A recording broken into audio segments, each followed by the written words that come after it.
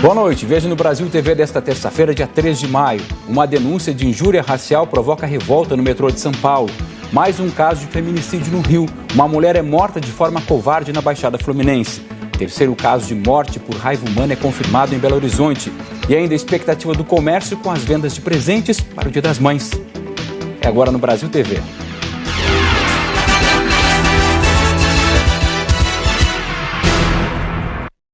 Uma acusação de racismo gerou revolta numa estação de metrô em São Paulo. Uma mulher negra estava com a família quando outra mulher branca reclamou do cabelo dela, dizendo que ela poderia transmitir uma doença.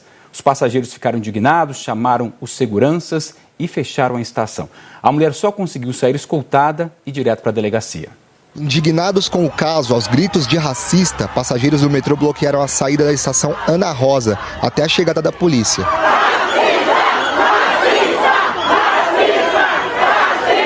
A mulher acusada de racismo saiu escoltada pelos seguranças do metrô e por PMs e foi levada para a delegacia do Campo Belo. A vítima é Wélica Ribeiro. Ela é do Rio de Janeiro e estava com a família sentada num vagão quando ouviu a reclamação por causa de seu cabelo. Do nada, ela virou para mim e falou que era para eu tomar cuidado com o meu cabelo, porque ele estava muito próximo ao rosto dela e isso poderia ocasionar doença nela. Se ela realmente se estivesse sentindo apenas incomodada, ela se levantaria e sairia, mas ela fez questão de me machucar, ela fez questão de me agredir para querer demonstrar, dizer em palavras que eu era menor que ela. O Jonathan, irmão da Wélica, começou a filmar a discussão. Você está de prova que ela falou isso? Muito abalado, ele foi até a delegacia para fazer o registro do caso. Eu estou tentando manter a calma desde o início, para tentar resolver a situação. O Samuel, que nem conhecia a Wélica, também foi até a delegacia para contar o que viu e ouviu. Vi tudo o que aconteceu. Eu tava do lado, eu estava segurando o ferro aqui e ela estava naqueles assentos conjunto, que ela fica a pessoa do lado. Aí a mulher, na hora, virou assim, chegou para ela: moça, então você podia dar licença, tirar seu cabelo, que você pode passar alguma doença para mim. Mas assim, naquela cara de cinismo mesmo. No registro do caso, consta que o nome da acusada é Agnes Vágida. Nas redes sociais, ela se identifica como assistente consular do Consulado da Hungria em São Paulo. A mulher não foi presa porque não houve flagrante. E o caso registrado como injúria racial, um crime com punição mais leve. Tanto que logo após o registro, a mulher foi liberada. Em outubro do ano passado, durante o julgamento de um caso de Brasília, o STF, Supremo Tribunal Federal, equiparou o crime de injúria racial ao de racismo. Decisão semelhante foi tomada pelo STJ, o Superior Tribunal de Justiça. E racismo é um crime inafiançável que não prescreve. Mas este advogado, presidente da Comissão de Igualdade Racial da OAB, diz que existe uma grande confusão jurídica a esse respeito. Essas decisões, tanto do STJ quanto do STF, elas foram dadas pontualmente em cada um dos processos, né? Então, na verdade, para o ordenamento jurídico, o crime de injúria racial continua sendo prescritível e afiançável. Esse professor da USP diz que a legislação sobre racismo precisa ser mudada com urgência. O primeiro caminho é justamente, do ponto de vista normativo, essa equiparação de injúria racial a racismo. Ou seja, retirar, né, esse mecanismo que busca desqualificar ou minimizar as práticas raciais. Então, esse movimento que já existe no Congresso Nacional e também no aparelho judiciário de equiparar os dois tipos de práticas, eu considero importante. O que a gente está querendo é que essa mulher tem que pagar o preço. Não pela minha irmã, não, que é minha irmã que foi a vítima. Não é pela minha irmã, não é pelos meus pais com 70 anos de idade que estavam com a gente, sofreu isso também não. Mas é pelo Brasil. Então é questão de honra, de humanidade. Eu espero que as pessoas entendam de uma vez por todas que somos iguais, somos seres humanos. A gente nasce como todo mundo e a gente vai terminar como todo mundo, que não existe ninguém melhor do que ninguém. As pessoas precisam entender que precisamos ser respeitadas, não porque somos negros, mas porque somos seres humanos e a gente merece respeito. Nós consultamos o STF, que confirmou que a decisão sobre equiparar injúria racial ao racismo foi tomada no julgamento de um habeas corpus e não tem efeito de repercussão geral, ou seja, não obriga que todos os casos semelhantes sigam a mesma decisão. Nós também falamos com o consulado da Hungria, que confirmou que Agnes Vágida é realmente funcionária, mas disse que não iria se pronunciar a respeito. nós não conseguimos falar com a defesa de Agnes Vágida. Na delegacia, ela disse que é húngara e que mora no Brasil há 5 anos e que se ajeitou no banco para se afastar dos cabelos. E afirma ter dito ao Élica o seguinte, abre aspas, se cuida porque se tiver alguém que tem doença com cabelo, talvez pode pegar. Apenas quis dar uma dica, fecha aspas.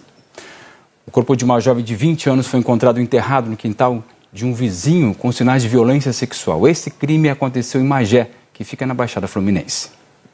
Tuane Silva tinha 20 anos. A jovem foi encontrada morta em Magé com sinais de violência sexual.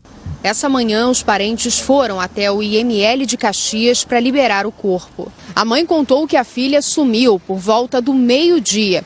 Ela foi até um sacolão perto de casa. A mãe estranhou a demora e foi para a rua procurar por Tuane.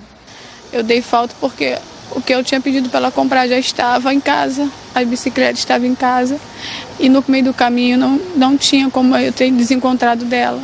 A mãe desconfia que um vizinho abordou a jovem depois que ela deixou as compras em casa. Eu escutei alguém gritando, mãe, socorro, socorro. Porque tem vizinhos atrás, é um quintal muito próximo e aberto. Achamos que poderia ser os vizinhos, porque também tem jovens. Nunca deu de sumir assim e ela sempre me avisava. Eu falei, Tony, já deixa os legumes aqui, já voltou.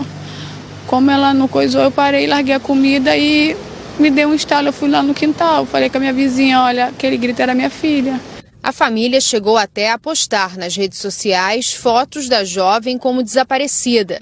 Desconfiada de um vizinho, a mãe e parentes pediram para entrar na casa dele e começaram a procurar pela jovem. Começamos a revirar, os vizinhos começaram a vir, os parentes, reviramos tudo, todos os poços, tudo. A gente não deu por si, ele pegou uma moto que ele tinha e sumiu.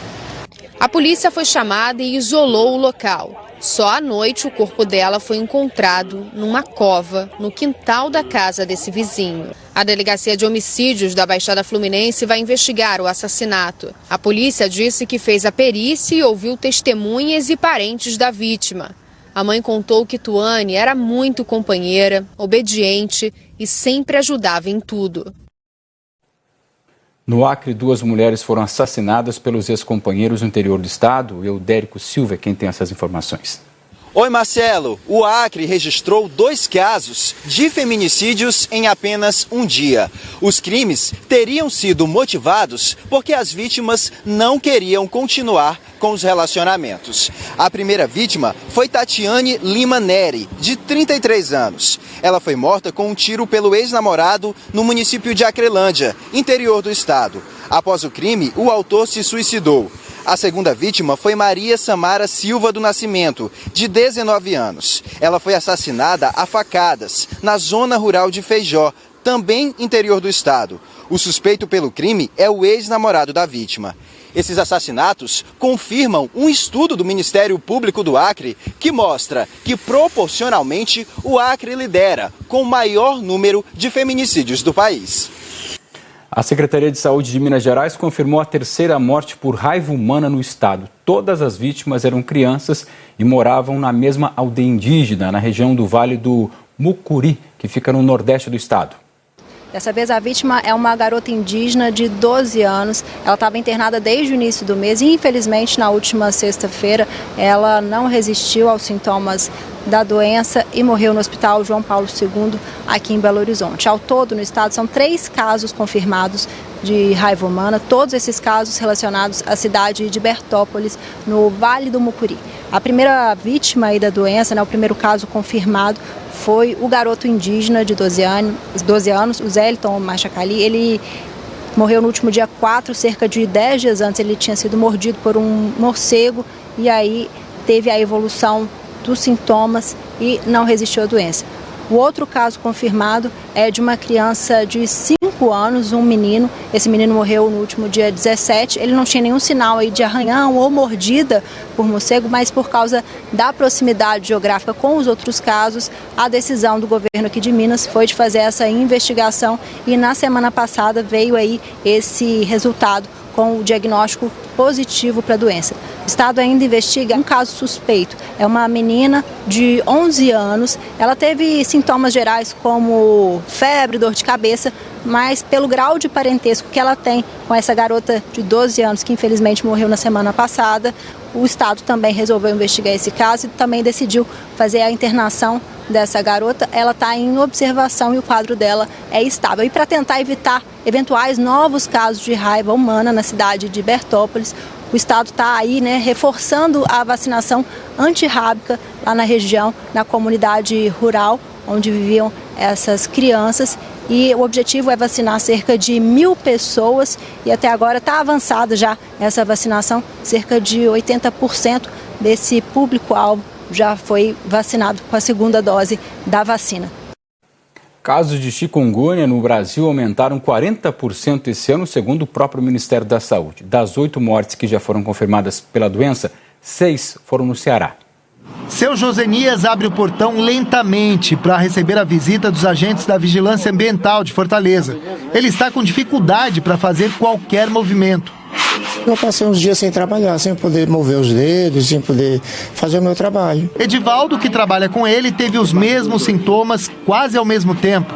E na mesma rua, a dona Emília também. A pessoa está dura. Dói isso aqui, ó, dentro da cabeça. Dói por onde tem junto, dói. Todos tiveram chikungunya, doença transmitida pelo mosquito Aedes aegypti, o mesmo que também é causador da zika e da dengue. Em todo o país, segundo o Ministério da Saúde, já foram registrados este ano mais de 47 mil casos prováveis da doença, 40% a mais que no mesmo período do ano passado. Em Fortaleza, o número de casos aumentou 35 vezes no período de janeiro a abril. São mais de 1.500 este ano. E das 8 mortes confirmadas no país, 6 foram no Ceará. A chikungunya tem se espalhado mais em locais específicos da cidade, como essa região aqui, onde é comum encontrar famílias inteiras com a doença, que pode ser transmitida de uma pessoa para outra pelo mosquito Aedes aegypti. Nessa rua, por exemplo, essas 3 casas vizinhas têm pessoas com chikungunya. Eu peguei, aí em seguida meu filho pegou, todos com o mesmo sintoma. Quem já teve chikungunya está imune à doença, mas ainda é grande o número de pessoas vulneráveis. Crianças que nasceram dessa epidemia de 2017 para cá não tiveram contato, são susceptíveis, além daquelas pessoas realmente que na primeira onda não adquiriram. Para proteger a população, os agentes de endemia fazem vistorias nas casas. Essa é a época em que é preciso manter a atenção, porque o índice da doença aumentou bastante no período de chuvas. Todas as semanas eu e meu pai, a gente compra inseticidas e mesmo assim não teve jeito. E aqui na sua casa não foi só a senhora? Não, eu e minha mãe. A minha mãe também pegou a chikungunya. A Polícia Militar de Goiás prendeu um grupo criminoso suspeito de passar notas falsas e armazenar dinamite para explodir caixas eletrônicos. Os policiais estavam em um ponto de bloqueio na rodovia que liga Águas Lindas de Goiás a Santo Antônio do Descoberto, ontem à tarde, quando receberam uma denúncia. Chegou um rapaz, se dizendo que era motorista de aplicativo e que tinha trago 2 pessoas do Céu Azul aqui para Águas Lindas, e ao receber o valor da corrida, ele percebeu que era uma nota falsa. Então ele procurou a gente e nos conduziu até o local lá onde deixou esses passageiros. A casa fica no Jardim Santa Lúcia, em Águas Lindas de Goiás. No local, a polícia encontrou porções de cocaína, garrafas de lança-perfume e 2 notas falsas de R$100. 3 homens foram presos e uma adolescente de 17 anos foi apreendida. De acordo com a PM, no momento da abordagem, 2 homens suspeitos de passar o dinheiro falso para o motorista de aplicativo conseguiram fugir com outras notas falsas. Segundo a Polícia Militar de Goiás, um dos presos confessou que, além da nota de R$100 entregue ao motorista de aplicativo, o grupo também tinha quase R$20 mil em notas falsas, que foram levadas pela dupla que fugiu. Durante as buscas na casa, a polícia também encontrou uma dinamite. E eles confessaram que seria para explodir um banco aqui na cidade, lá no bairro Jardim Brasília. Uma equipe do BOPE de Goiânia foi acionada para fazer a detonação. Os 3 homens presos e a adolescente já prestaram depoimento. A Polícia Civil de Goiás segue investigando o caso. A polícia prendeu um dos suspeitos de ter participado de um tiroteio que matou uma criança de 9 anos no sul do estado do Rio. A Maria Mariana é quem tem os detalhes. Oi, boa noite. A Polícia Civil prendeu um dos suspeitos de participar do crime que deixou a menina Karina Sobral de Souza, de 9 anos, morta. Ela foi atingida por um tiro enquanto brincava na esquina da rua Prefeito João Gregório Galindo na noite de domingo. De acordo com a Polícia Civil, o suspeito preso foi identificado apenas como Felipe. Ele tem 18 anos e estava sendo levado para uma localidade conhecida como Beco do Chocolate, onde seria executado por 3 traficantes que fazem parte da mesma facção criminosa que ele e que estariam insatisfeitos com a repercussão do caso. Quando os agentes chegaram, esses 3 traficantes conseguiram fugir e deixaram para trás o suspeito, que estava com as mãos amarradas. Ele foi levado para a delegacia da Polícia Civil de Angra dos Reis. De acordo com a polícia, ele teve participação no crime porque pilotava a moto em que o autor dos disparos estava no momento em que tudo aconteceu. Então, o autor dos disparos continua sendo procurado. Ele foi identificado como Matheus dos Santos Machado, de 20 anos, conhecido como Coroa. Maria Mariana, de Angra dos Reis, para o Brasil TV. Rodoviários de Belém e mais 2 municípios da região metropolitana entraram em greve desde a meia-noite de hoje. Segundo os rodoviários, a greve é de 100% em Belém e em mais 2 municípios da região metropolitana.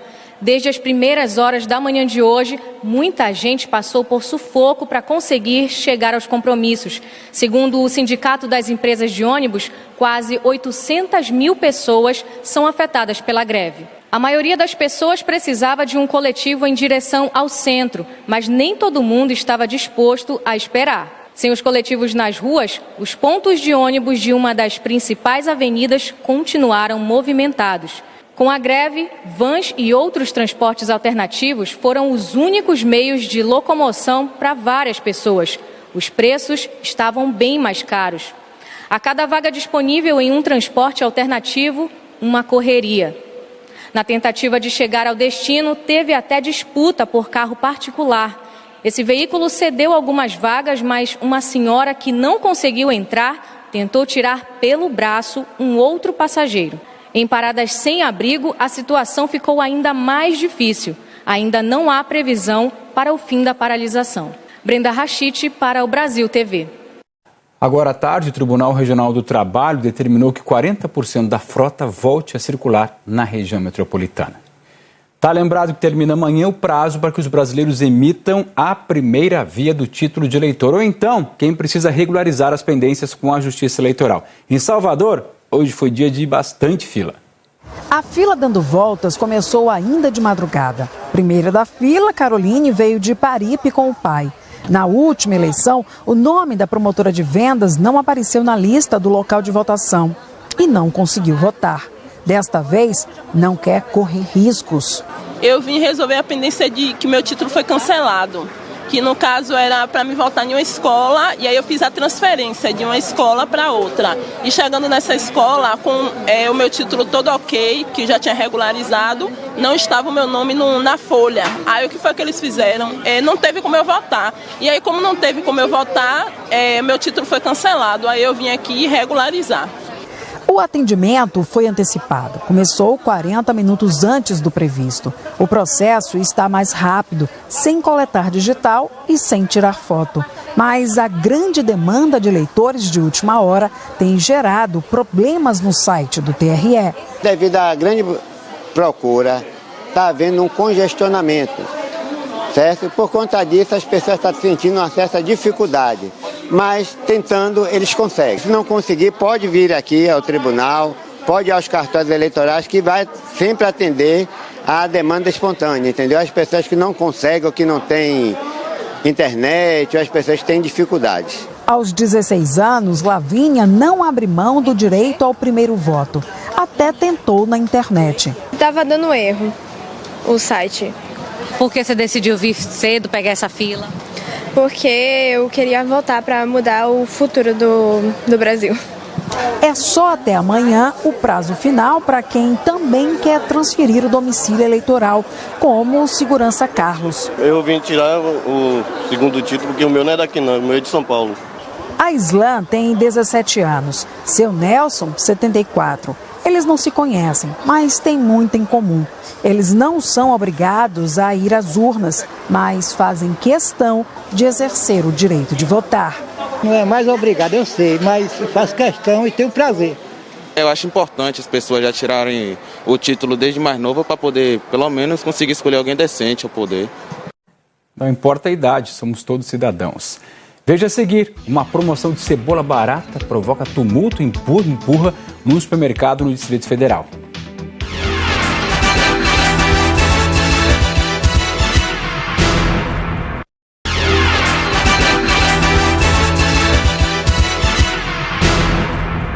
Brasil TV de volta e te conta que foi identificada a ossada encontrada ontem na área de buscas no Córrego do Feijão, 3 anos e 3 meses depois do rompimento da barragem da Vale em Brumadinho. A Viviane Possato é quem tem as informações. A identificação foi feita pela Arcada Dentária. O engenheiro de produção Luiz Felipe Alves tinha 30 anos quando foi soterrado pelo rejeito de minério. Ele era funcionário da Vale e trabalhava no setor administrativo da empresa há cerca de 3 meses, quando a barragem se rompeu. A ossada dele foi encontrada no fim da tarde de ontem, num espaço chamado pelos bombeiros de Esperança 1. Agora, 5 vítimas seguem desaparecidas. A barragem da Vale se rompeu no dia 25 de janeiro de 2019 e matou 270 pessoas. A lama soterrou vidas e provocou muitos estragos ambientais. Viviane Possato, de Belo Horizonte. A gente falou ontem aqui dos preços altos de alguns produtos. Essa onda de aumentos, clientes de um mercado recém-inaugurado em Planaltina, que fica no Distrito Federal, literalmente disputaram aos empurrões um produto que ficou muito mais caro nos últimos meses. Estamos falando da cebola, que lá estava em promoção. A disparada no preço dos alimentos pressiona o orçamento das famílias. Aí, quando aparece uma promoção, dá nisso. Clientes de um supermercado em Planaltina se amontoaram em volta da prateleira no domingo. Teve confusão e empurra-empurra. A disputa era para ver quem conseguia encher o carrinho com a cebola em oferta. 99 centavos o quilo. É só para pegar a cebola. A imagem que se espalhou nas redes sociais está dentro de um contexto econômico que há meses é sentido no bolso. A prévia oficial da inflação atingiu o maior índice para o mês de abril em 27 anos. Ficou em 1,73%. Isso impacta, e muito, o preço dos alimentos. Esse comportamento que a gente vê, dos consumidores, ele é bastante típico em situações, que nós estamos passando. Uma pressão inflacionária, ou seja, o preço basicamente de todos os bens estão subindo. De acordo com o IBGE, o quilo da cebola subiu 10,5% nos últimos meses. Aqui na Ceasa, um saco de 20 quilos, como esse aqui, está saindo a R$100. Já chegou a custar 130 no mês passado. Para o consumidor comum, no varejo, o quilo da cebola por aqui hoje está saindo a R$7. Bem mais caro do que os 99 centavos da promoção lá em Planaltina. No modo geral, só sobe. E como é que é o consumidor nisso? Vai cortando. Preço de tomate, batata, chuchu, cheguei a comprar chuchu por R$14 um quilo de chuchu, muito caro. O Dia das Mães deve movimentar cerca de 28 bilhões de reais este ano no Brasil, isso segundo a Confederação Nacional de Dirigentes Lojistas. Para garantir esse volume de negócios, o que não falta são opções de presentes, por chamados todos gostos e bolsos. Para quem quer presentear a mamãe de forma especial, não faltam opções. Dona Edileuza faz cestas de café da manhã com preços que variam de R$160 a R$400. Ela disse que muita gente já começou a fazer os pedidos dos presentes. Está saindo bastante já está tendo a procura, já está sendo grande, 90% é por telefones e a outra vem também pessoalmente, como acabou de chegar uma cliente aqui, que é uma cesta para o Dia das Mães. Então, realmente, tá bom, graças a Deus. Uma das novidades para quem quer dar presente para a mamãe é a bolsa com café da manhã. O preço fica em torno de R$250. Nessa floricultura, a procura por buquê de flores já começou. Jaqueliane já sabe o que vai dar de presente para a mãe dela. Esse ano eu tenho em mente dar a ela um buquê, né? Que eu não dei a minha irmã, mas não cheguei a dar ela ainda. Eu acho que é um presente que ela gostaria de ganhar. Os buquês de flores podem ser comprados a partir de R$ 90. Tem também as cestas com brindes carinhosos para as mamães, com preços que variam de R$ 68 a R$ 250. A dona da floricultura está animada com as vendas para o Dia das Mães. A gente está com várias novidades, cesta de café da manhã, buquê de flores, lírios, orquídeas. Então a opção é o que não vai faltar para a mãe. Para os filhos que ainda estão em dúvida sobre que presente comprar para as mães, é preciso decidir logo e fazer as encomendas antes que seja tarde demais. Nosso recorde de venda aqui é buquê mesmo, buquê de rosas vermelhas e cesta de café da manhã. Sai bastante, para pelo menos, né, ao menos no Dia das Mães, a mamãe não acordar cedo para fazer café, né? Tem peças que é limitada, né? Então é bom vir logo encomendar, deixar reservada já para o Dia das Mães e é um presente especial, né? Acordar a mamãe com café da manhã na cama. O Brasil TV fica por aqui, te lembrando que outras notícias daqui a pouco no Jornal Nacional, que é às 8h30 da noite, sempre pelo horário de Brasília. Boa noite e até amanhã.